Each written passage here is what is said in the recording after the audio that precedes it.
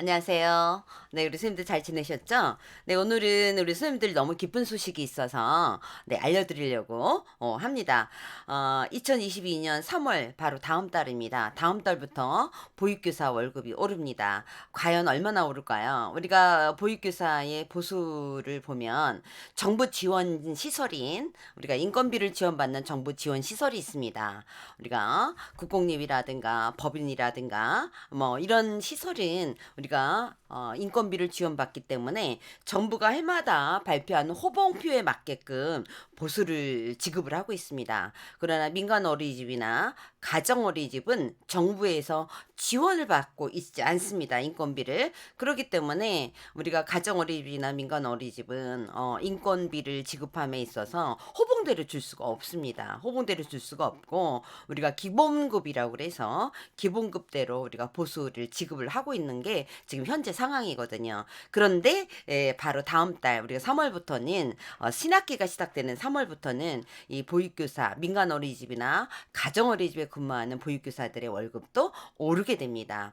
우리가 기관 보육료라는 게 있습니다. 우리가 기관 보육료를 정부에서 지원을 해주고 있거든요. 어린이집을 운영하는 데 있어서 우리가 운영을 하는 데 있어서 보육료를 지원을 하게 되는데 이게 바로 기관 보육료입니다. 근데 이 기관 보육료를 우리가 애초에 21년도에는 3%로 계획을 했었습니다. 우리가 3%를 계획을 해서 지원을 해주려고 생각을 했었거든요. 근데 이게 최종 8%로 인상이 되었습니다. 근데 이 8%로 인상이 된 이유는 우리가 민간 어린이집이나 가정 어린이집의 보육교사 급여 때문에 8%로 인상이 되었습니다. 그래서 보건복지부에서는 민간이나 가정어린이집에 근무하는 보육교사의 급여를 인상하도록 권고를 했습니다. 물론 권고기 때문에 의무는 아니기 때문에 우리가 원장님들이 이 반영이 되어질지는 모르겠습니다만 제가 볼 때는 반영이 되어질 거라고 생각을 합니다. 왜냐하면 지금 기관 보육료를 신청을 할 때, 네, 원장님들이 기관 보육료를 신청을 할 때 그때 보육교직원의 급여 내역도 제출을 해야 됩니다. 그런데 정부에서 기관보육료 8% 올려주는데 보육교직원의 급여는 올라가지 않았다라면 문제가 되지 않겠어요? 그래서 우리가 21년도 보육교직원의 최저임금이 182만 2,481원이었습니다. 그래서 민간 어린이집이나 가정 어린이집에 근무하는 선생님들은 뭐 경력이 10년이 됐든 15년이 됐든 뭐 3년이 됐든 네 우리가 최저임금인 182만 2,481원 플러스 각종 처우 개선비라든가 환경 뭐 개선비라든가 이 수당 이런 것들이 우리가 포함이 되었었거든요. 그런데 다음 달 3월부터는 국공립 어린이집 보육교사 1호봉이 201만 8천 원입니다. 예, 그렇기 때문에 복지부에서는 201만 8천 원이라고 명시를 했지만 200만 원 이상을 지급해라라고 권고를 했습니다. 네, 다시 말하지만 우리가 어린이집에서는 기관 보육료를 신청을 해야 됩니다. 네, 신청을 할 때 보육교직원의 급여 내역을 제출하라고 했거든요. 근데 원장님이 기관 보육료를 신청을 할 때 보육교직원의 급여 내역을 제출하지 않으면 기관 보육료를 지원해 주지 않습니다. 네, 그렇기 때문에 원장님들은 보육교직원의 급여 내역을 제출을 해야 됩니다. 보육통합정보 시스템에 원장님이나 담임, 그 다음에 기타 보육교직원의 급여 내역을 입력을 해야 됩니다. 그리고 보건복지부에서는 2022년 보육사업 안내를 발표를 했고요. 보건복지에 보면 2022년 보육사업 안내 책자가 PDF로 올려져 있습니다. 그래서 이러한 내용들을 포함을 해서 안내 지침을 개정을 했습니다. 그 개정한 내용 중에 하나가 뭐냐면 보육교직원의 처우 개선을 위한 조치다라고 우리가 볼 수가 있거든요. 지금 현재 우리가 보육교사가 볼 수 있는 담당하는 보육해야 되는 그 원화 수가 있습니다. 여러분들 알겠지만 0세는 1대 3, 1세는 1대 5, 그다음에 2세는 1대 7, 그다음에 1대 15, 1대 20 이렇게 교사 한 명이 담당해야 되는 그 원화 수가 있습니다. 그런데 기준을 초과하는 경우가 있습니다. 그래서 이 기준을 초과하는 경우에 대부분의 그 수익금이 어린이집 운영비로 환영이 되어 있는데 이제는 원화수로 증가하는 수익금의 몇 퍼센트? 30%. 네, 30%를 지금 보육교사 인건비로 사용을 해야 된다라고 이야기를 했습니다. 이게 보육사업 안내 책자에 명시가 되어 있습니다. 우리가 보육사업 안내 책자라고 하는 거는 지켜줘야 되는 겁니다. 그렇기 때문에 이제 민간 어린이집이나 가정 어린이집에서도 교사가 추가해서 기준을 추가해서 보육을 하는 그런 원화의 우리가 30% 이상을 보육교사의 급여에 우리가 반영이 돼야 된다. 이렇게 알고 계시면 될 것 같고요. 만약에 이를 위반할 경우에는 이를 지켜지지 않을 경우에는 특례 적용에서 제외돼서 원화를 추가해서 보육을 담당할 수 없다라는 것을 알아두시면 될 것 같습니다. 2022년 보육교 직원의 인건비라든가 처우 개선 수당도 증가가 되었습니다. 여러분 아시겠지만 다른 것은 뭐 변함이 없는 것도 있지만 우리가 얘기하는 교사 우리가 근무 환경 개선비라고 얘기하죠. 우리 선생님들이 얘기하는 근무 환경 개선비라고도 얘기합니다. 그래서 우리가 담임 선생님에게 주는 근무 환경 개선비가 지금 26만 원으로 증가가 되었죠. 네, 우리 21년보다 증가가 되었습니다. 또 우리가 4시간 근무하는 우리가 연장반 선생님들에게도 주죠. 예, 우리 13만 원이 증가가 되었습니다. 자, 누리과정은 변함이 없고요. 자, 우리가 휴일 근무 수당이라는 게 있거든요. 네, 휴일 근무 수당도 우리가 휴일에 근무하는 경우가 있죠. 네, 우리가 얘기하는 여러분들이 여러 가지 우리가 휴일은 우리가 쉬어야 되는데도 불구하고 근무해야 되는 그 부모님들 때문에 예, 휴일에도 근무하는 경우가 있습니다. 그럴 경우에는 휴일 근무 수당이 우리가 5만 5천 원 이렇게 해서 책정이 되었습니다. 기타 등등은 여러분들이 참고를 해서 보시면 될 것 같고요.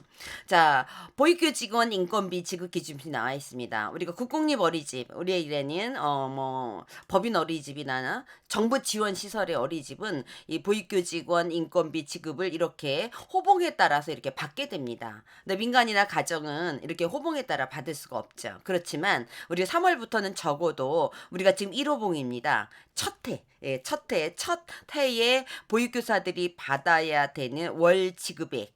네, 201만 8,400원이네요. 네, 이거를 적어도 우리가 민간 어린이집이나 가정 어린이집에 근무하는 교사들에게도 이거를 지급을 해야 된다라고 이야기를 했습니다. 그러니까 적어도 여러분들이 201만 8,400원이 다 아니어도 200만 원 이상은 우리가 인건비 예, 우리가 얘기하는 기본급이라고 해야 되죠. 이거를 반영을 해야 된다라고 보시면 될 것 같아요. 자, 그러면 우리가 얘기하는 보육교사의 급여라고 하면 우리가 얘기하는 호봉이 있습니다. 근데 여러분들이 얘기하는 우리가 국공립과 뭐 정부 지원 시설은 이 호봉 책정이 되겠지만 우리가 민간 가정은 호봉 책정이 어렵기 때문에 우리가 기본급이라고 있습니다. 그게 이제 우리가 얘기하는 민간이나 가정 어린이집에도 국공립의 1호봉으로 책정을 해야 된다라고 보시면 될 것 같아요. 그러면 적어도 201만 8천 원인데 이게 전부가 아니어도 200만 원 이상은 책정이 되다라고 합니다. 그러면